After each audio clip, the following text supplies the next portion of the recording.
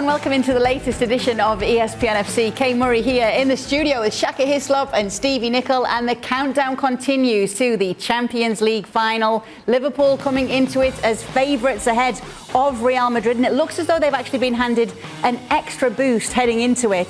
Here's what Jurgen Klopp had to say about the fitness of Thiago on Wednesday's press conference, and asked whether he'd be involved. He said, "There's a good chance, it's surprisingly good. After the game on Sunday, I was not really positive about it, but we got news that night already that it doesn't look that bad, and from there we went. Now we'll see. I can imagine everybody thinks now, 3 days before a game, cannot train, but we just have to be sure we do the right stuff in the right moment, and that's what we try." So, big boost, and the numbers show it. They've won 84% of their games at Thiago starts, compared to 68% when he doesn't. For more on this situation, let's send it out now to Paris with Alexis Nunes and the crew. Thanks so much, Kay. And much like you said that Thiago makes Liverpool better, these two guys make me better. I'm back with Robbo, but look, we have Sir Frank Leboeuf joining us. I'm saying sir because you've got that little red thing on your jacket, and it means something, right? Yes, I'm a Knight of the Republic. Thank you for Mr. Chirac. But yes, I will be English, you will have to call me sir. But the only sir is Stuart Ian Robson. Robson! It's S-I-R. literally Stuart's initials. But the truth is, we're here, Frank. We're finally in your country. Champions League week. The city seems like it's buzzing. Is it buzzing more than usual for the football? It is, and welcome to my country. And it's true that when you have the chance for a beautiful event like the Champions League final is, everybody is looking forward to receiving the world of medias and also to be watching that fantastic game. And we're all looking forward for that, and we're very much happy. We are massively excited for this one, and I think Liverpool fans in the last 24 hours, as you alluded to, Kate, are much more excited because there is some news after Jurgen Klopp's press conference that Thiago Alcantara could possibly be fit enough to play in this final, guys. And if he is not even 100% fit, but at least a little bit fit, surely he has to start. If he's not fully fit, he doesn't start. It's as simple as that. You can't be a player... But he's that X-Factor player for them, isn't he? But he won't be the X-Factor if he can't run, or he can't get around the pitch, or he can't manipulate the ball and get away from people. You have to be, not maybe 100% fit, but at least 90% fit. And I got from the comments that Jurgen Klopp made, he might play some part in the game. That's what he said. He didn't say he was going to start. He said he might play some part in the game. The problem with that is that the coach is going to ask Thiago, how do you feel? Yeah. And he's going to lie. Because he wants to play. He wants to play, and everybody will do the same. I will do the same, and Stuart as well. So the truth of that we won't know. We will know while he will be playing, and when he's going to play, we're going to see if he's 100% or not. Because a player like that, you see immediately if he is a factor, is the X factor or not. Because we've seen it before. Diego Costa playing for Atletico Madrid against Real Madrid. Everyone, is he going to be fit? Is he not going to be fit? He comes off after 10 minutes. Harry Kane for Spurs against Liverpool couldn't run, and so it was a waste of time playing him up front. He can't do that with Thiago if he's not fully fit. How important, though, overall has he been for Liverpool? Has he made them even better probably than they were before? Yes, because he's now the passer of the ball in midfield. They had a lot of energy in midfield. When Wijnaldum was playing, he wasn't a great passer of the ball, but he was a player that got into the box. Henderson's obviously high work rate. Keita's got high work rate. But Thiago's the player that can manipulate the ball. He can switch the play. He can play clever little balls around the corner. So he does add that little bit extra for Liverpool, I would say. He's a fantastic player. He makes a difference. You know, is there the most important player now in recent times, at least in the last couple of months? I don't like to go in those individual, compliments in a way that it's a teamwork, but he makes something special. But don't forget Fabinho. Yeah. Fabinho, he works for, in fact, Trent Alexander-Arnold. When he goes a little bit too forward, or even Robertson. That's the guy that I love the most. But when you watch Thiago Alcantara, you love football. Yes. He brings something special. He does bring something special indeed. So does a certain Diaz, who has been brilliant. But we're going to get to talking about the Colombian in just a bit. Before that, though, Frank, since you're now just joining us, yesterday we spoke about all of the narratives. Gab Marcotti was here. He told us about all of the themes, the storylines going into this match. Whether it's a perfect chance for Mo Salah and Liverpool to get revenge on Real Madrid, whether Real Madrid just want to put out a massive performance to kind of cushion the heartbreak that that they are undoubtedly going through after Kylian Mbappe pledged his future to PSG. But as the players, you as the players, we're talking about what's going on the pitch. How much of this do they take onto the pitch? You know what? I think it's a media story. So we try to bring it up, to make sure that the fight was going to be exciting. It is going to be exciting, but football is full of details that you have to resolve. And Mo Salah won the Champions League 2 years ago. Yeah. So he forgot about the fact that he got a problem with his arm and he got injured and he didn't win the Champions League in Real Madrid. They played against Real Madrid last season. Yeah. But he said it. He says that they have a score to settle. It's again. Like Ancelotti answered, like in Paris when Real Madrid lost against Liverpool, they could say it's a revenge as well. I think it's just stories to create something special. But on the field, I think everything's going to be forgotten. Everybody's going to be spot on what they have to do and what to achieve. And you don't need a bigger motivation than the motivation that you have playing a Champions League final. Come on, and the talk of the coaches are very simple, very easy before, because all those players, they play, and even if they won before Champions League games and Champions League finals like Real Madrid did and Liverpool did, they play the game of their life because it's the present time. Two of the best clubs definitely in the world, especially this year. They surely don't need any more narratives going into this. No, I mean, Real Madrid at the beginning of the season, they were thought to be sort of maybe second, third best in La Liga. Yeah. Atletico Madrid were favourites. Everyone said they were going to win the title again. But you have to give credit to Ancelotti. He came in and he started off in the first couple of games with the likes of Bale and Hazard playing up front. It didn't work, and then he changed it and he got the right formation, he got the right tactics, and they've just stuck with that. The only time he changed the tactics was when Benzema couldn't play and they played against Barcelona and lost 4-0. So he'll just stick to the same tactics in this game, I would imagine. And then just speaking about Real Madrid, as you pointed out there earlier on in the season, I remember halfway through the season in December before the Madrid derby, we got to speak to Toni Kroos. I spoke to Toni Kroos and he actually said that he's a bit surprised that they were that far ahead in La Liga at the time, because he said, honestly, I don't think we've been playing our best at all, maybe even half our best, but some way, somehow, we keep getting through.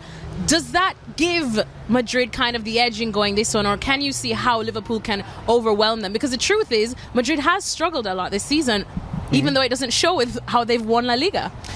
Chelsea, not this season, but the last season, showed how to play against Real Madrid when they outpowered them, they outran them, they found spaces in behind Real Madrid's midfield. And I thought in most of the Champions League games against PSG, against Man City, that would happen again. Yep. But they've somehow found a way of keeping in the game and then winning it. I think Liverpool, if they are, and we talk about Fabinho and Thiago being fully fit and they play at a high tempo and they keep sticking the ball in behind Real Madrid, in my view, they're still the better team of the two. And I mean, I've sat, of course, beside the likes of Pablo Zabaleta and Luis Garcia a lot of times in La Liga watching Real Madrid at the Santiago Bernabeu. They go a goal behind, everyone starts to panic. I go, oh no, this could be a juicy one. And they look at me and they say, I've seen this script before. This is something that Real thrive on. But you look at that match with PSG, it was 2 legs. You look at the match with Chelsea, that was also 2 legs. Frank, this is only one match. There's no 2 legs. There's very little room for error. So are they running the risk of Liverpool wearing them down? Of course, because I think, and Toni Kroos confirmed what I think, and Madrid fans really think that I hate Real Madrid. But you do. You told us you do. No, I could don't. say he's still angry that they knocked Chelsea out. No, because to get the contrary of what you're saying, in one game they did the job at Stamford Bridge, and they played fantastically against Chelsea the first leg. Well, I guess Chelsea was really horrendous that night, but sincerely, I think they have the spirit to do whatever it takes, even for one game. And Liverpool players, they know that. Even if they lead 1-0 or 2-0, they know that at a certain point, because of the face they have, the Real Madrid players, they might come back. So you have to respect them for that, because they don't do it randomly once, but they did 3 times, and in a way that nobody, and even the players, Real Madrid players, believe that they could go that far. It's fantastic what they showed, and it's part of the game. The psychological aspect of the game is the most important thing. And you play a final. You don't play well in a final. You win it or you lose it. And everybody will remember that you won it or you lost it. That's what they do. And I think they won it 13 times. Even if Liverpool won it 6 times, I think they have They know how to win this. They know how to win it. They know how to win this. And Robert, we talk about the mentality of Real Madrid, especially in this competition. But on the pitch and tactically speaking, if we are to find any vulnerabilities in this Liverpool team, it's hard to. But there's a lot that's being made about pressing so high with such a high line. Is that something you think, or is that the number one thing that Real Madrid and Ancelotti going to try and exploit? Liverpool do play a high line. And sometimes they get it wrong. I see Van Dijk, who's it's talked about as a world-class player. He makes the wrong decisions at times. Just stands there when people run beyond him, and he gets away with it on certain occasions. I don't think Benzema's the player that's going to run in behind. Benzema's going to be the player that's coming short, and then it's going to be Vinicius Junior who's going to make the diagonal runs from outside to in. Depending on who's playing on the right-hand side, if it was Rodrigo, he could do exactly the same. But I think it's going to be Valverde. So Vinicius Junior could be the threat to break the offside line, not Benzema. But that is a problem. The other problem is, of course, they have a right back who's a great footballer but doesn't want to defend. Doesn't even have a defensive thought in his head at times. Yeah. And I mean, that's Frank, you weren't here yesterday, but we were asking Robert probably some of the matchups that he can't wait to see. One of those was Vinny Jr. and probably Trent Alexander-Arnold. What about you? What do you think?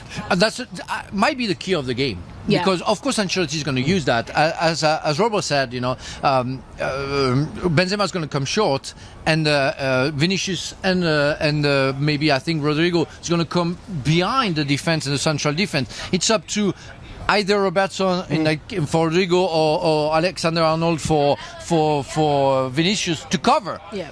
But Trent Alexander-Arnold doesn't like to do that. He doesn't like to look behind him, and that's going to be the case. And that's going to be the key. And it's up to, I think, the central defenders to cover him and to anticipate that. Otherwise, they're going to have big troubles. And speaking of Liverpool defenders as well, Frank, this is your forte.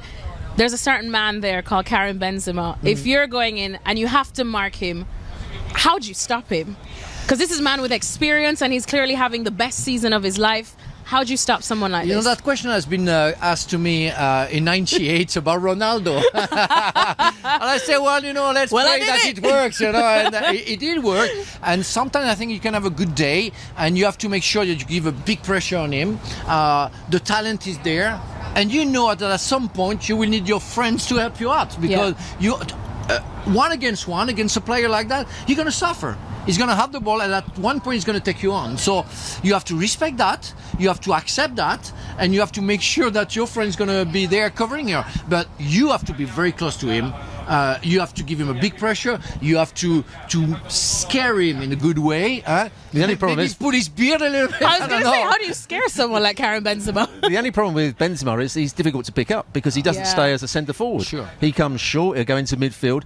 So the players that have got to be alert are the holding midfield player for Liverpool, whether it's Fabinho, as you talked about. He's got to make sure, because what he does, he sets up the play and he almost jogs into the box. So when the cutback comes, he's free and he scores. And that's what Benzema's done all season. Michel Platini talks sometimes about the fact that a striker has to know how to play a 9.5, he said. So a little bit, in between the lines, between the midfielders and the central defense. And that's where the threat is. It's where you don't know where to stand, and it's where you leave the spaces, and it's where you create problem for your own team. And then speaking of Benzema, of course, being probably Real Madrid's biggest threat to Liverpool's defence. Now switching it around, Liverpool's front three, that's something that we have definitely enjoyed. If you throw in a certain Luis Diaz there, who has been so impressive, Robbo, just talk to me again about the X factor that he brings, and how do Real Madrid deal with this? Well, he's quick. But he's quick with the ball as well. He can run off the ball, but he's also quick with the ball, and he's probably the best of the three at running with the ball. Mane makes runs in behind, Salah makes runs in behind, but in terms of dribbling skills, at pace, Diaz has been the best player this season for them, doing that sort of thing. You've got to show him inside, at times, so the next midfield player can come out and deal with it. You've got to make him go into avenues. You've got to make it difficult for him and stop him getting the ball and getting turned. That's the key to stopping Luis Diaz. All this sounds, though, easier said than done, Frank. How do you deal with someone like him? Because he's an absolute joy to watch. Well, it's somebody that the only choice that you have is maybe to anticipate and get the ball before he gets it. That's maybe the only chance that you have. But he knows how to ask for the ball, short and go behind you. And because he's fast, you're going to, step back, as anticipation. And then he's going to get the ball short. Then he's going to face you. And the guy is skinny, but he's strong. No, really. Full of energy. Yeah. He does not stop. I want to know what he has for breakfast, lunch, and dinner. Probably arepas. Yeah, we have to check that out. But again, we talk about talents. Yeah. And you have to accept the fact that you won't win every battle. But if you win the war, that's fine. I remember just watching him in the FA Cup final, and somebody had tweeted, it's like Luis Diaz has 4 lungs because this kid just does not stop running. With that said then, I think every day now we're just going to ask you guys for predictions, because as the news keeps coming out, we'll see if any predictions change. Frank, let's start with you. Well, I have to go to Liverpool. As Sir said, Sir said, if they played fully fit with Fabinho and Thiago Alcantara, I see 3-1 for Liverpool. Oh, we don't even need extra time or pens. I'm going to go with a very similar score. I'm going to go 2-1 to Liverpool, and I think for exactly the same reason we talked about. They've got more pace in the side. I think they press the ball. They might catch Real Madrid out by catching them on the ball high up the field. I think they've got players that can run in behind Real Madrid. Alaba might not be fully fit, so there's another player that could be not a liability, but could be exposed. Liverpool 2-1. Liverpool, both of them are going for What Liverpool indeed. Oh, no, I'm not revealing my prediction. She said Manchester United to win. I couldn't even pick Manchester United to win a match these days, much less the Champions League final. Oh, we miss those glory days. But anyways, you know we love to get creative when it comes to predictions for the Champions League final. And we had a fun day today, a nice little feature that you guys should look out for. It's coming up tomorrow. Without giving anything away, guys, No, I won't. how we picked the winner. How was it today? It was quite fun. We made some croissants. That's the Did I first say time. it right? No, but I love the cliche that American people do about the French people. You know, even my producer say, "Can you come with your beret?" You know, Oh. and I say, "Well, you know, I don't have a beret." But it was a very nice experience because I didn't know how to do pain au chocolat au croissant, and now I know. So I'm gonna bake some croissant. All I would say, Alexis, you and I were listening to what the woman was telling us. Yes. Somebody wasn't listening. He was off doing other things. You know, Frank didn't pay any decided to attention. the fact that he has French blood, he says, I don't need to listen to instructions. No, of course not. I'm just going to make I know. it. That's French people. We all know about everything. Well, as I said, Kay, you can definitely see these guys in some aprons, myself included, but mainly it was about them. And you can see who ended up winning that battle of the croissants and pain au chocolats. It's coming up on ESPN FC tomorrow. In the meantime, it's back to you, Kay. Absolutely can't wait to see that. I wonder if they could have saved any for us. Are they going to bring them back? Yeah, I bet not. I bet not. Let's now welcome into the show, shall we, Don Hutchison and Ian Darke as well. Let's continue that conversation about Thiago. I actually want to start with you, Stevie. Are you tempted to not start him? No, I think the fact that he has a hamstring problem, you have to start him. Now, I think Klopp and Liverpool are lucky. You can make 5 subs. You know, but my only worry for Liverpool is Van Dijk, Fabinho and Alcantara. That is the only problem I have in going into this game. The only one, all three of It's them. the only one together. Hamstrings. But they can still start the 3 of them and be able to make 3 changes. Can they and still have 2 can they other. play the way they play best if these guys aren't fully fit? No, absolutely not. You know, the one that could get away with it would be Van Dijk. Now, he's saying that he just needed a rest and it wasn't his hamstring, blah, blah. But clearly, he wasn't comfortable in that area. But he's the only one, in my opinion, who maybe, if not 100% fit, can still be as effective. Because he plays with his brains. Every now and again, he has to change gear, put the turbo on to cover. But other than that, he's playing with his mouth. He's playing with his positional play. So it's not as much of a physical problem for Van Dijk. So he's the least of my worries. But the other 2, I think, is a problem. If the 2 of them are fully fit, then there's no question. Liverpool, for me, are big favourites. And as I said, you have to start them. If you think they can play any time, you have to start them. Because what you can't do is bring them on. And then they go after 5-10 minutes. Do you agree, Don? I think Fabinho's the key. I think if Van Dijk was missing, I think Konate's in good form and Matip. Yes, you want Van Dijk fit, but Thiago brings something different. You've seen the assist he got against Wolves over there, where he's got imagination. And it's not like, you know, I've been on fitness tests. I'm sure the guys have done fitness tests before. It's not like Jurgen Klopp's going to wake up the day of the Champions League final and go, do I toss a coin on Thiago or Fabinho or Van Dijk or Mo Salah? He's going to put them through their paces probably tomorrow, day after. He's going to make them train. He's going to make them do fitness tests. I've been involved in fitness tests on the day of a game. I've failed them and I've got through them. And that's the acid test, really. When you go through a really rigorous session you know as a player you can get through or you can't, and that'll be a good indication who's fit, who's not. What do you think about it, Shaka? I'm in agreement. If the players in question are 90% fit, if you can get 75 or 80 minutes out of them, you play them.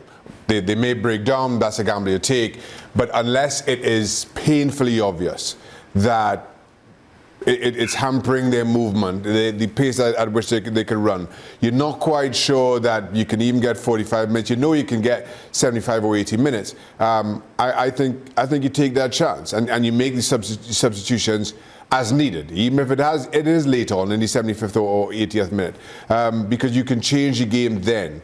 You don't want to have to bring them on and be chasing the game, and then all of a sudden you're left with a problem.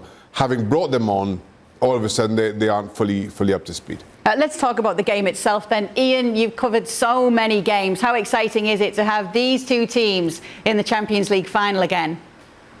Yeah, very exciting. And of course, Liverpool have a bit of a score to settle with Real Madrid from the 2018 final, particularly Mo Salah. It's good that he's fit again. The news that he's staying, a big boost to the Liverpool camp ahead of the game.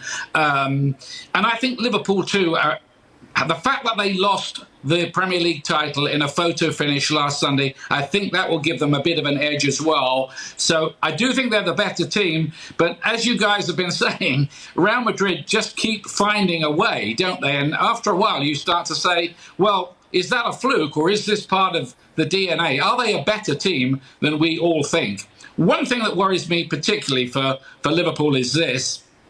Occasionally, the two fullbacks are flying so high that there's room in behind them. Now, can they do that against Vinicius on that left-hand side? Can Trent Alexander-Arnold push as far forward as he normally does? Because they could get taken to the cleaners if they get that wrong. So it's a fascinating game. It could be a brilliant game. I think it's a 50-50 final. I really do. Are you worried about that, Stevie? Vinicius Junior? Well, if he's continuously getting on the ball and running at Trent Alexander, then that would be a problem. But as Robbo was saying earlier on, Liverpool deny you the ball. Liverpool squeeze you high up. And so if they're doing that well and they're on their game, then Vinicius ain't going to see the ball. So that negates the problem that you would have with Trent Alexander-Arnold. All right, we just heard Mo Salah's name mentioned, and I know on yesterday's show he touched on this, him talking and dismissing rumours about his future. He did say that he'll be sticking at Liverpool for sure next season. Just going back to you, Stevie, is that a distraction for the team, talking about Mo Salah's future again ahead of a final like this? No, I don't think so. And I love his answer. He's basically shut everybody up. That's perfect. You still got a couple of days before the game. There's no question, nobody and the playing staff or the coaching staff are going to be thinking about Mo Salah's contract. No way. Primarily because of the answer he gave. I'm going to be here next year, and so you know what? Squashed. No worries or concerns for you in that aspect, Don? No, I think Stevie's right. I think the answer that he gave when he said, I'm not selfish, the Champions League is the most important thing. I'm going to be at Liverpool next season. That basically shut everyone down in the room. There was no questions then to sort of follow up with Mo Salah because he'd answered it. So he said he's staying. I'm pretty confident that Liverpool will find a way of getting a new contract to Mo Salah, but the timing's just not right at the moment. They'll probably talk again in the summer.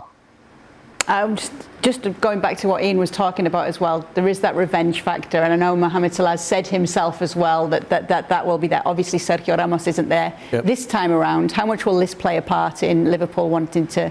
They're obviously going to want to win this anyway, but does it play a part? Yeah, absolutely. Every single little positive thing you can put on top of the cake to make it taste better, then you do it.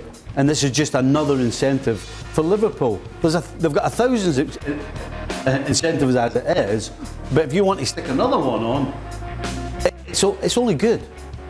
It's only positive. And right now, seemingly, including the injuries, it's all positive. Is that something Jurgen Klopp can use to get his squad even more fired up, Shaka? Absolutely. I don't think Jurgen Klopp needs to use it at all, in all honesty. The players feel it. The players were out on the pitch against Real Madrid a few years ago. They saw what happened, how it happened, and the ramifications of it. And players carry that. You don't normally need extra motivation for a Champions League final. But that head-to-head battle and the way things played out and it felt unfair to Liverpool, certainly at the time. I think players carry that grudge and want to put that right. So as much as you're thinking about winning Champions League every single year that you're playing, as much as you get to the Champions League this time around, you cannot help but think about the injustice, in your eyes, of 4 years ago. Well, you heard from our guys in Paris that they've got Liverpool winning this one. The odds makers have Liverpool as the favourites as well, as we told you at the top of the show. Let's get a few predictions off you guys. Ian, what do you think is going to happen in this game? 2-2 draw, extra time and penalties. And who wins the penalty shootout? I'm going to go Liverpool. All right. Done? I'm going Liverpool to win it 2-1 in 90 minutes. Shaka. I'm going Liverpool to win it 2-1 in 120 minutes. Oh, everybody for Liverpool. We're not going to go to Stevie today because Stevie's on tomorrow's show, so you'll have to join us then to find out what his prediction is. Make sure you are with us as we continue our build-up to the Champions League final. And now Ian Darke caused a bit of a stir on yesterday's show. Now he wasn't even on the show, might I add, but he put together his worst Premier League 11 of the season, and Craig and Dan questioned a couple of the decisions, namely Kepa as the goalkeeper and N'Golo Kanté being in there. Ian, you are here tonight. We're going to give you the chance to defend your decisions. Well, they've stuck this label on it. I mean, I was asked to write this column, the best 11 and a worst 11 of the season, but it wasn't really a worst 11. It was most disappointing 11. But, hey, look, that's the shorthand they've put on it. And we all work in the media. And it's all a bit of fun and a debate. Yeah, of course, I wouldn't expect everybody to agree with those selections. You could have picked probably half the Norwich and half the Watford teams and maybe a couple of Burnley players as well from the relegated teams. The way I kind of approached that was the level of expectation surrounding some of those players in that team. They're obviously good players, they've proved it, but for various reasons, in Conte's case, it was a series of injuries. They were not able to deliver what most people expected, so hence that lineup. But I'm standing by to get a fusillade of... Who wants to go first? Go on, Stevie. You know, I absolutely have a lot of sympathy with Ian. Because one of my pet hates when we do the show is when we're asked to do the worst 11 or the worst of this and the worst of that. It's horrible. Mm-hmm. And so I 100% agree with Ian that it should be the most disappointing. Right. However, saying that, I think he's a little harsh on Kepa. Because there's no way Kepa was going to be getting a game. Every other one, Ian, I 100% agree with you. I don't agree on the Kepa one, though, because he was never going to put the gloves on. Ian? Why is Kepa in there?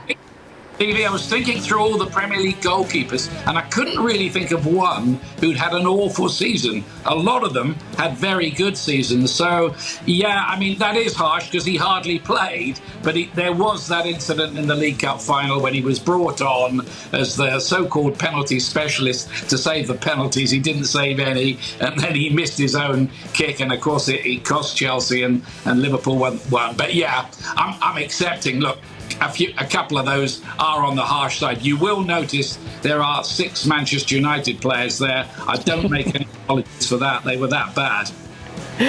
What we have also noticed is your lovely headshot from the year 2000, I'm told, Ian. Looking mighty fine here. You haven't changed a bit, obviously. Don, what do you think of his worst 11? I mean, N'Golo Kante's got to be devastated. He's hardly played. I mean, he's got to be absolutely gutted he's in there. And I can think of one goalkeeper that's been worse than Kepa. Tim Krul at Norwich is an absolute shocker of a season. Stand correct. Thank you. and I understand what Ian's done there, thinking of that one. So, Don, who would you have put in? I would have put Tim Krul in, but I'm like Stevie. I think it's horrible. I think it's harsh. I was involved many years ago, and West Ham sort of done a forum of their worst players of the season, and I was in it, and I was devastated at the end of the season. I was gutted because I'd ruptured my ACL, and they'd always hardly played, and when he come back, he never really played. He was on the bench trying to get on. So it's a horrible list. So I'm like Stevie. I feel a little bit of sympathy for Ian. I really do. But Kepa, Kante. Not having it. Not having it. Let me throw one in there for the goalkeeper. What about Bernd Leno?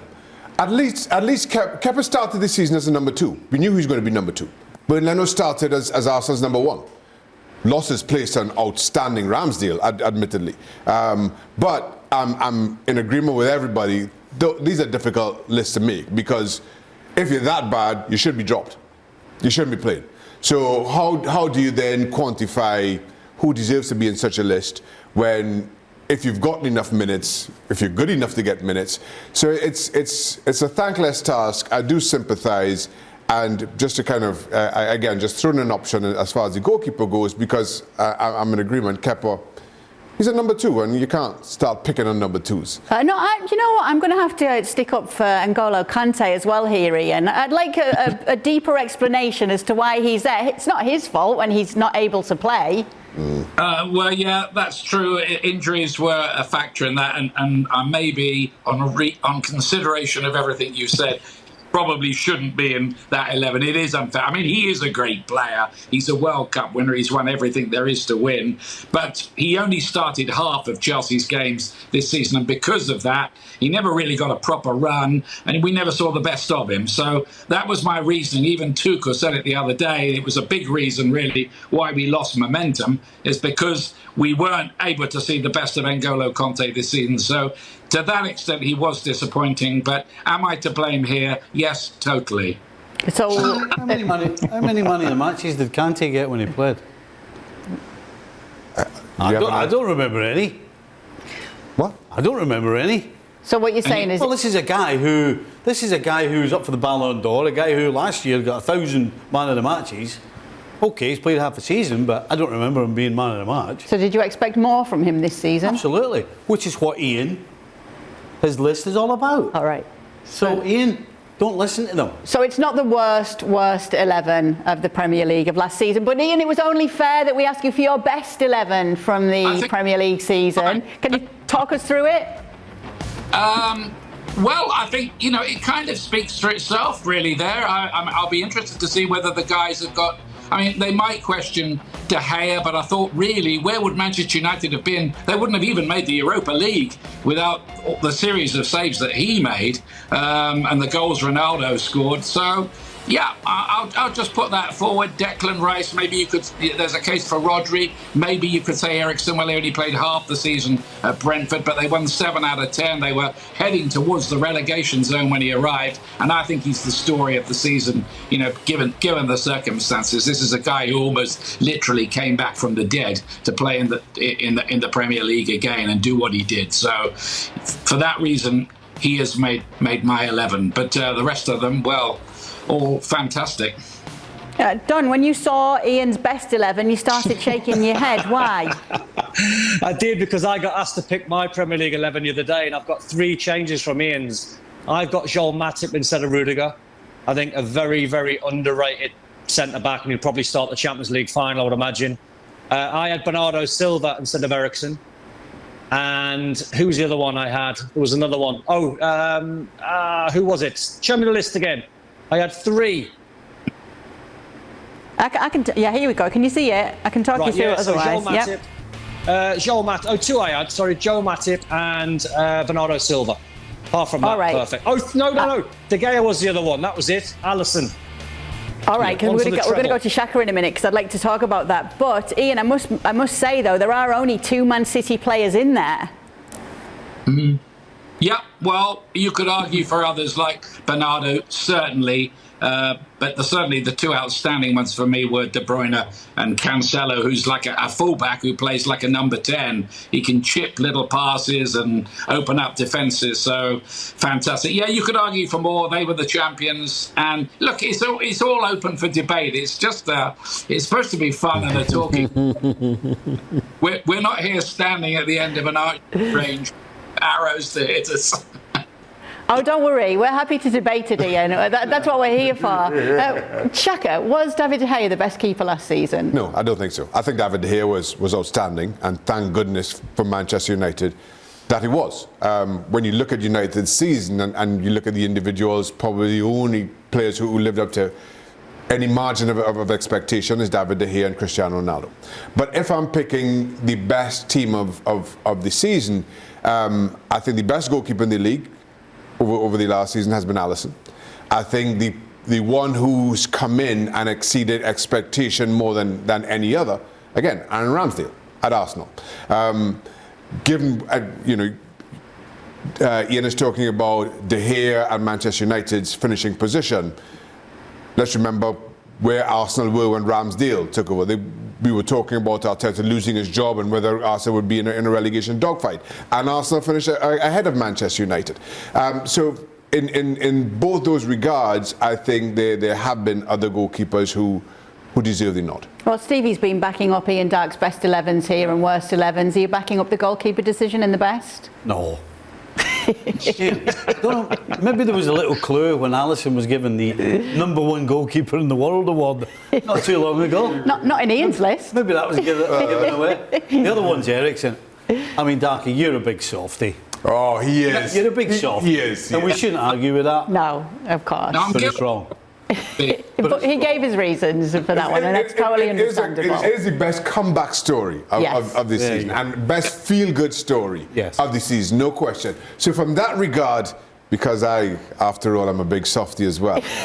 But as far as football's concerned, How with you, Ian? Okay, so Ian, they weren't as harsh as yesterday, shall we say. Anyway, you can see more content like this over on our YouTube page. If you haven't already, be sure to go over there and subscribe. The big storyline of the week has been Kylian Mbappe choosing to stay at PSG, and it seems Paris is the place to be right now. Champions League final coming up there on Saturday, so let's head back over to the French capital for more from Alexis. Thanks, Kay. And I had to swap out Robbo and Frank for Julien Laurens and my Catalan queen, Gemma Soler. But Jules, we're in your country, we're in your city. The city's buzzing for Champions League final, aren't they? Yeah, welcome to Paris, all of you. It's great to have you here. I think every Champions League final should be in Paris from now on. You know, every year you can all that's come a good shout because stunning city. I'll give you that. It is great. I see why you keep coming over every weekend on the train in London and refusing to work with us. But anyways, we know that Jules has been buzzing for more than just one reason this week after Kylian Mbappe pledged his future to PSG. We'll get to you in a bit, Jules, about that. Gemma, how are things in Spain? How are things in Madrid? Because we know that they may have been acting like it's not this big of a heartbreak, but hasn't it been kind of embarrassing at least? Yeah, because, you know, it's been 2 years. They knew Mbappe was coming at some point. They knew it would be hard, but they were very sure. And that's what they told their friends, their family. Everyone knew at some point he will be joining Real Madrid. And Real Madrid and their president is not someone that is used to getting no's. So they felt outraged. One week from now, they felt very disappointed, even though in the media, the Real Madrid players, they all gave us the same message. It doesn't matter, we're going to play the final of the Champions League. And at some point now it is a big opportunity to come here to Paris to win yet another Champions League, 14 titles, to say, okay, we are Real Madrid, we don't even need Mbappe. And Jules, of course, massive victory for PSG in this one, but you surely do feel the embarrassment for Real Madrid, don't you? It's a bit of a humiliation, I think you have to say, because they were so convinced he was coming, they were so sure, and I think they didn't really see the twist coming. Even PSG thought on the Tuesday before the announcement was Saturday that he was going to go to Real Madrid. It looks all certain, and yet for him to not change his mind, because to decide to stay in the end, I think was something completely unexpected for Florentino Perez. And like Gemma said, he's not used to those kind of answers. Usually he gets everything he needs or everything he wants, and this time he found a player and a club who didn't want to let go. But it was absolutely necessary for PSG to hang on to Mbappe, wasn't it? If they didn't, would this project PSG just pretty much be over?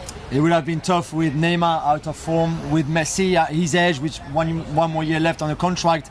Clearly Mbappe was the key here, and also politically for the Emir of Qatar, the owner of the club, to have Mbappe playing for PSG during the World Cup in Qatar was a big thing. So they were ready, and we said that many times on the show, they were literally throwing everything at it. Do you want to be the captain? No problem. Highest paid player in the world? No problem. Do you want to take penalties? No problem. You want to take part of the decision making of the manager, the sporting director, no problem. But they still thought that's not going to be enough, and in the end, it was enough. And speaking of Real Madrid, as we talk about the momentum, I suppose, getting into this final now, just the way that they overcame PSG, the way that they overcame Chelsea as well, now in another final, they know how to win a Champions League, Gems. Could this somehow have worked in their favour, maybe be a little blessing in disguise that they go out there and play with more of a vengeance?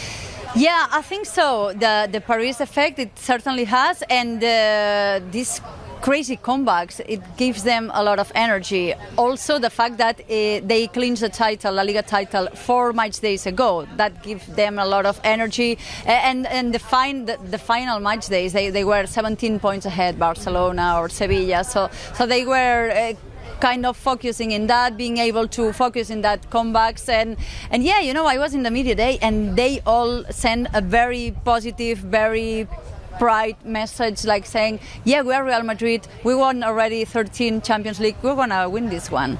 This is familiar territory for them, isn't it, Jules? That's the crazy thing. They're so used to it. They, watching from afar, that media there, they look so relaxed. Like, yeah, they did. They were. Way, maybe they've got nothing to lose. If they win, it's great. It's another one on the long list. If they lose. They've already won 13 anyway, or 14. So it's not, 13. It's not a problem, really. It would be disappointing because you don't want to lose a final, but it's just going to be okay. We go again next season, and they've got that incredible relationship with the Champions League or the European Cup that nobody else has in the whole of Europe. I mean, they won the last 7 finals they played, and as Carlo Ancelotti mentioned, when he won the 10th title, they had a lot of pressure because it was a long time without winning a Champions League, so they felt more pressure. But now, I mean, these last 8 years, it's been crazy for them. 5 titles, it's something crazy. It is absolutely crazy for them. What's crazy as well is the money that Real Madrid will want to be spending now to cushion that heartbreak. And I love me a shopping spree, and I'm sure Florentino Perez is gonna want a shopping spree as well. So the question is, who are the top targets now? Jules, what are you hearing? So Aurélien Tchouameni, I'm hearing a Frenchman, exactly. Yeah, Tchouameni is the first one which we expect the deal to go through. There's a little issue with the taxes right now. I think who pays the extra little bit over the transfer, which should be around 80 million euros. I think this will be sorted. PSG are trying to hijack the deal. Shock. Again, exactly, because Kylian Mbappe and Tchouameni are quite close. I think PSG needs someone like him because he's young. So what's the likelihood of them getting their way in that one? I don't think so. I think they started too late, and Real were already too advanced. He wants to play in Madrid, in fairness. So I think this one will go through once they sort out the little details. But Tchouameni is no Mbappe. Yeah. I don't think many people in Madrid will know who Tchouameni is. No offense to him, I love him, but he's still a young, upcoming, very talented, but young player. So they will need something else there to satisfy the crowd and the fans. James, how would they take that kind of a signing? And also, there's a certain name of Mo Salah still being linked with Real Madrid. Besides, despite the comments he's recently made, but he did pretty much just say that he will see out his contract. So maybe next year could be a possibility. It could. So the thing now is, as we mentioned, it's been 2 markets without a shiny signing for Real Madrid. A Galactico signing. This is not very common. So I think Florentino Perez would like to go to Champs-Élysées and try to find something, but there is no shiny signing that they can embrace now. So what I've been told is that, of course, they will have Rudiger, which is a good signing on the defense. They will go for Tchouameni. Now it's the main target. But they are not gonna get crazy. They put all the eggs in the same basket. Mbappe. They decided to give up on Haaland. It was another dream, and as they thought they were having Mbappe, because apparently they have his word, they decided not to try to get Haaland, and now that's why they feel so disappointed, because there's not a signing with the new Bernabeu when it's gonna be, and they were dreaming on that Mbappe presentation there in that new Bernabeu. They cannot have that now. So a lot of answers there needed for Real Madrid. But if you thought yesterday when I was teasing that Gab Marcotti has friends in high places, so does Jules. Jules, let's talk about your boy Neymar, because best believe after now that we've realized that PSG is going to be Mbappe's PSG, there's still 2 massive names there in Messi and Neymar. We'll get to Messi in a sec, but Neymar, the rumors swirling that he could maybe go back to Spain. What are the chances of that? Well, I don't know about who in Spain would buy him or can afford him, but certainly in Paris they've opened the door now. He arrived in the summer 2017. It's been 5 years of ups and downs. There's ups because he took them to the Champions League final, but there was a lot of downs. He'd only play 50% of the games in 5 years. This is not enough. He's on a big contract. They actually gave him a new deal a year ago, which was crazy. And now they're thinking, okay, the club is taking another turn, which is more like younger players, more French players maybe. There's no room really for Neymar or for some bling-bling superstar kind of thing. Kylian is the superstar now. Yes. And Messi's a little bit different, but for Neymar, if someone comes in for him, they would definitely let him go. James, what do you think? Are there any doors open in Spain for a Neymar return, maybe even Messi? Yeah, I mean, if it was a club where he could go, it's Barcelona, but the financial situation makes it absolutely impossible. Would he even fit in with what Xavi's trying to do, especially with so many young players? Well, he's a very talented. He would be useful, and because probably Dembélé is leaving Barcelona, we still don't know, but he hasn't gave a final answer. So yeah, I'm sure he will fit if he gets back at his best shape, but they cannot afford that. They are trying to do something different. They have a lot of work ahead of them to trying to balance the books, and it's tough work. I can't imagine that with Neymar's salary and what they would have to pay to PSG, of course. So a lot of interesting days ahead, especially after that Kylian Mbappe signing and pledging his future to PSG. Jules is going to take us to a party to celebrate that because we are in this city. We've got Jules and Frank Haye, so I'm going to throw it back to you so we can go and enjoy some of these sights. Look at the Eiffel Tower. Gosh. Jules is a happy guy. A lot more Jules. You can check out the latest Gab and Jules podcast. There is a new episode out right now. We go from arguably the best player in the world to undoubtedly the best power rankings in the world. Without question. A little bit of explanation here. Some European love, that's why Roma gets in. And then largely it's about good news and teams who've come to the fore. So no algorithm. There's actually emotion I to that. had to tweak the algorithm is what I'm saying. So PSG get a big bump because of the Kylian Mbappe news. AC Milan They are in after securing Serie A title, but PSG, as I say, that was the big news for them. Bayern are back in, you know what to expect from them. Why are you struggling for numbers? Why is Bayern in again? Remind me. Well, Bayern are one of the best teams in the world. I don't think that's up for debate, Steve. I'm just saying. No, but you clearly were. How can you have Inter ahead of Eintracht Frankfurt? Hang on a minute. Wait a second. Why not? Well, unless I'm mistaken, who won the Europa League last week? Eintracht Frankfurt. Right, and what did Inter do? Well, Inter finished second in Serie A. Well, Eintracht Frankfurt in the Bundesliga. So finishing second is more important than winning the Europa League. No. They win the Europa League, but they finished seventh in their domestic league. Inter have lost one game since February. It's a straightforward question. It's more important to be second in Serie A than it is to win the Europa League. Is that a fact? Thank you. I know there's going to be a big argument with Don, there always is, but I just have to say, I just saw Ian Dark pull off his glasses at the end as if he meant business and was ready to go to town on the power rankings. What do you reckon, Ian? Well, do you know what? I mean, you've already accused me of being a softie this week, and I plead guilty to that. Do you know my number one this week would be AC Milan, really? You know, it's like a revival of the glory days, isn't it? Been a long time since they were champions, so just for 1 week, I think played against them, number one. Don't take it away from Milan, after all they did, a young team. They weren't playing against them, Against everybody in Italy, surely.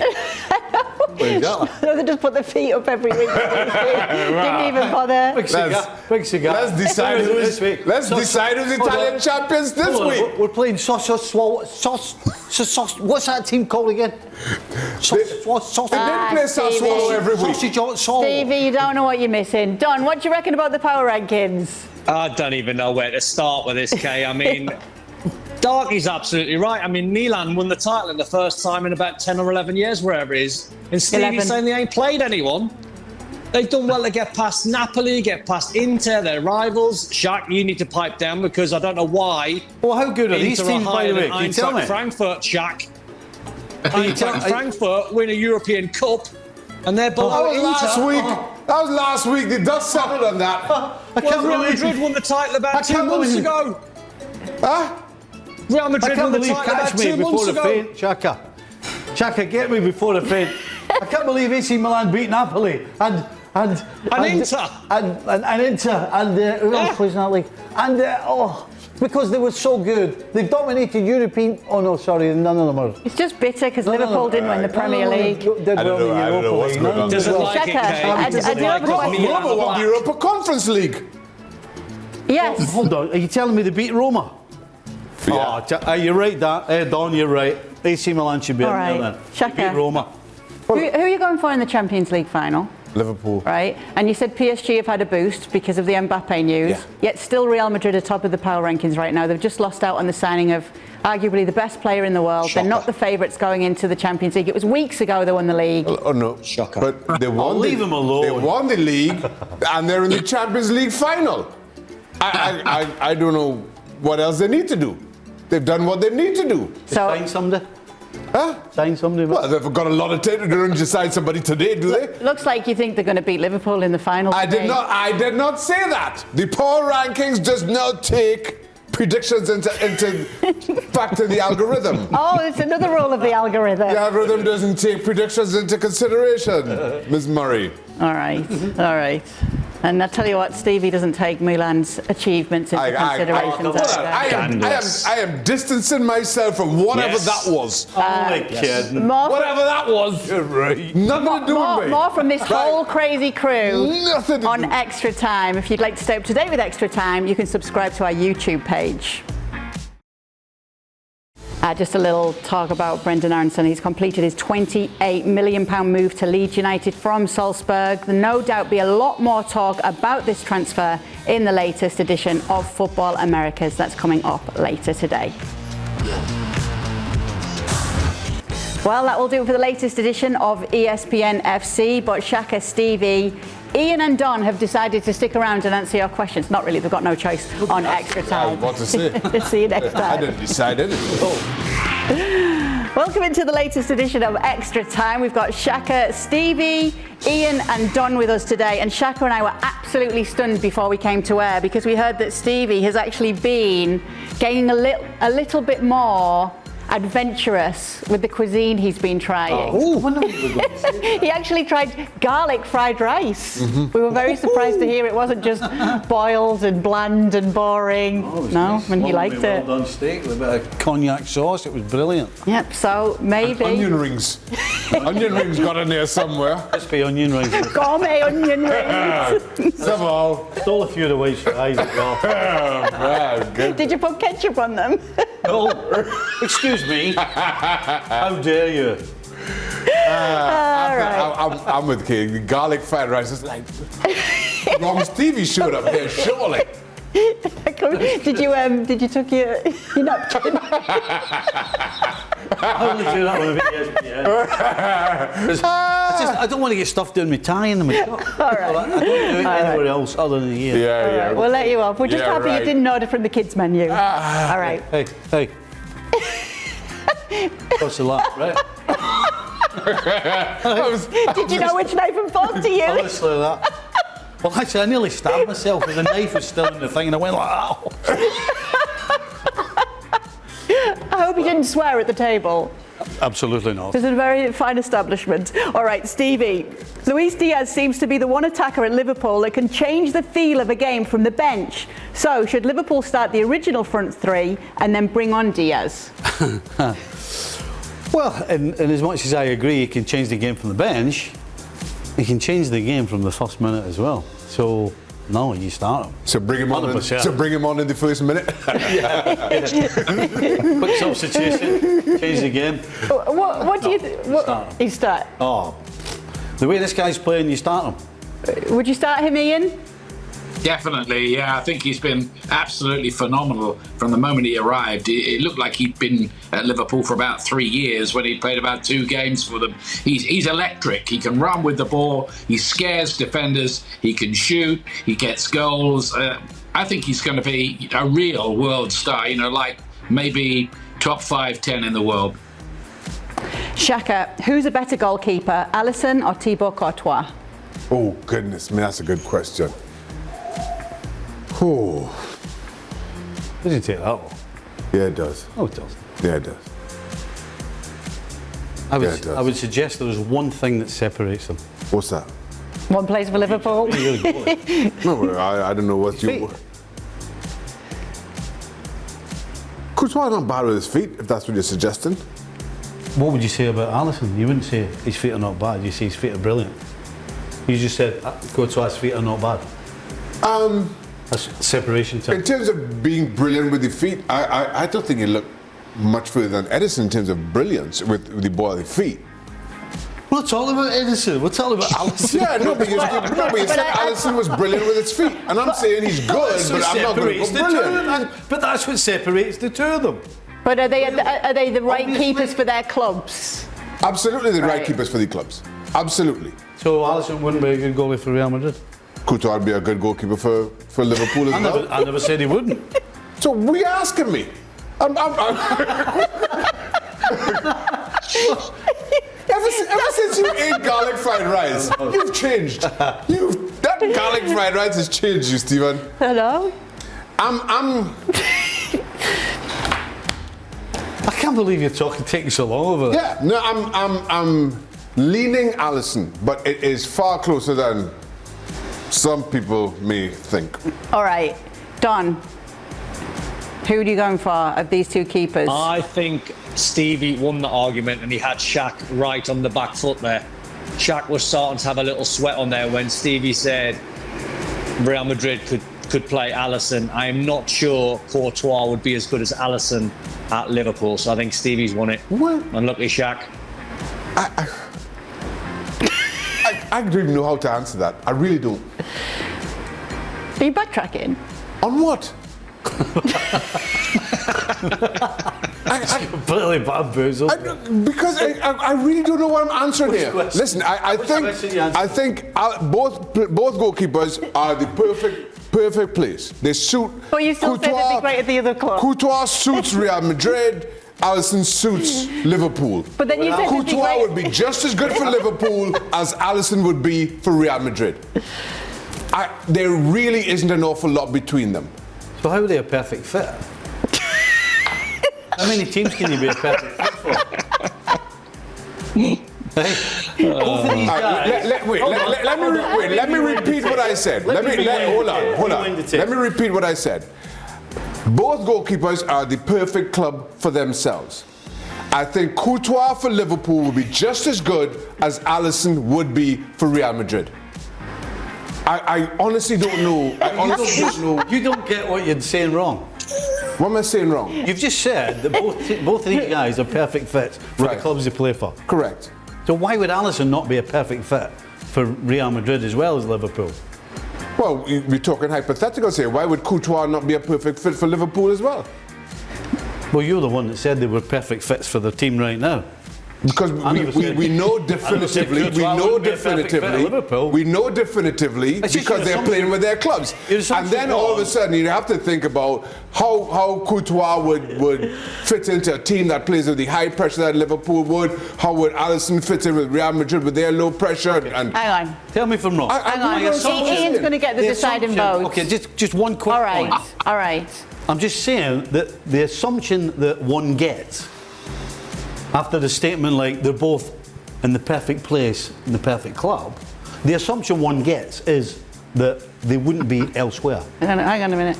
Why is he referring to himself as one now? Well, since he had garlic fried rice. First of all, when you talk about the assumption one gets, the rule of thumb is with a reasonable one. I'm not sure. What would one think about this, Ian Dark? What? I don't know. Ask a simple question, eh? Brilliant tweet. I think whoever said that question, rapidly losing the will to live. As am I. Do you know what? I mean, Shaq is the goalkeeper here, isn't he? So, do you know, this season, I think Courtois probably edges everybody. All right, that was the deciding factor. That was it. So Courtois. Sorry, Stevie. All right, next question. Last time Stevie was in Spain when we played versus Spurs in the final. Why is he not in Paris this time around? I'd like to know the answer to that as well. Especially now with your new culinary exploration. Well, yeah, I wish I could answer that for you, but I don't know. I don't know is the answer. I don't think Paris is ready for Stevie. Is that when you were rowing the boat? Is that? Yes. In Madrid. That's why. Had a little bit of an advantage that day. Stewie finished second in the boat race, and he's in France. There is a reason why Stewie finished second, by the way. And there's nothing to do with Stewie. You should have finished second. So many people didn't watch the show back then. Stevie and Dan were in a boat together. Stuart and Gab were in a boat together, and they had a race in Retiro in the park in Madrid to see who would win, and these guys won the race. Let's just say the back of Robbo's boat was that going under. That. Right. Should Klopp really be Premier League manager of the season, Don? See, I think not. I think not. I think the manager of the season, in my opinion, is Eddie Howe. Because Newcastle had no wins when Eddie Howe took over. He's took 45 points from 49. He's done what no manager's ever done before when you're sitting on no wins when you take over in and around Christmas time, and got Newcastle close to 10th. I think it's an incredible achievement. Having said that, if Jurgen Klopp gets the treble, then it's Jurgen Klopp. All right. Well, Ian, I'm coming to you. Premier League manager. Yeah, that's what I was just thinking. I'm feeling very argumentative. I'm with you. Did you have the garlic fried rice? Very argumentative. If you win the FA Cup, you'll get Premier League manager of the season. That don't make much sense to me at all. Shaq is right. I'm with Don. Yeah, I would have, as great as Klopp is, I would have had him third behind Eddie and Pep. But is he at the perfect fit at Liverpool Football Club? I think both Pep and But could he win a title? Could he win a title with Manchester City? Okay. Ian, this is for you. United completed the treble on this day in 1999. What are your memories of it? Did any of you think United would come back and win it within the 90 minutes and in the manner that they did?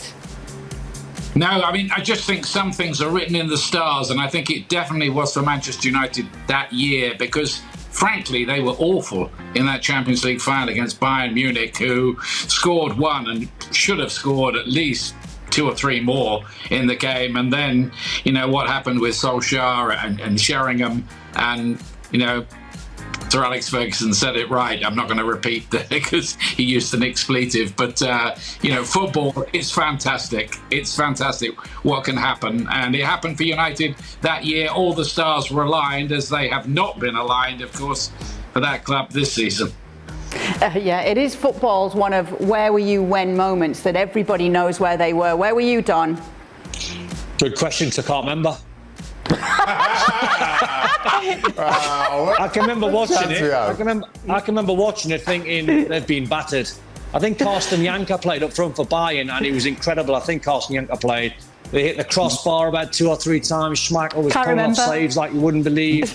Honestly, they got absolutely torn to shreds. And then somehow 2 goals in the last couple of minutes was incredible. When you see that second goal for Man U again, have a look when you see it again at the Bayern players just on the floor, distraught because they just couldn't believe what had gone on in the last couple of minutes of that game. It was astonishing. Sorry, Ian, go on. Beating the turf in frustration. One of those Champions League images, that one. Yeah. So Don doesn't know where he was, but he remembers every minute of the game, the shots, everything. I was in Trinidad and Tobago, in my mother's house. And of course, Dwight played in that final, so when they won, the entire country erupted. Ah, that's really nice. Yeah, it's good. So everybody was behind United that day in Trinidad and Tobago? Yeah. Stevie? What? Obviously you were loving this one. I was rooted. I'd been buying scarf on, I'd been shorts, my boots out of the lot. All right. Shaka, did you ever get any gifts from fans when you were a player? What were the best and what were some weird ones? I have no idea. I don't think I've ever got any gifts. gifts? From fans? Yeah. No? No. Stevie? I got a jumper. We used to go to Norway all the time. In the 80s. Did you get a jumper? Yeah, somebody made me a jumper. They made it. Yeah, came to the hotel. Said, here you go, I made it. Here's a jumper for you. Blah, blah, blah. Love watching you guys play. And That wouldn't concern you. this is a... No, not at all. But what was the jumper like? What was the sweater like? It was white with a pattern on it. It was something to do with the way that the Norwegians make it. And she made it for me. Just you, nobody else on the team. Just you? Oh. I am thoroughly confused by You this. still have it? No, Oh. Oh, man. no. Well, I hope she's not watching, because she's going to be very offended by that. Hold on. Why do you assume it was a she? Why said was she. No, I don't remember him saying it was a she. I just remember him saying somebody made him a jumper. Fucking 35 He years just ago. said somebody made him a jumper. He slipped up because he said she. You sure? All right. Don, did you ever get any gifts? I did. I got one of them what Stevie got because I was on the pre-season trips. But the weirdest one I got, which was really, really nice, is a lady or a girl at West Ham knitted me a jumper. Amazing. Amazing. Well, what type of jumper was it? Say again? What type of jumper was it? Like a West Ham jumper?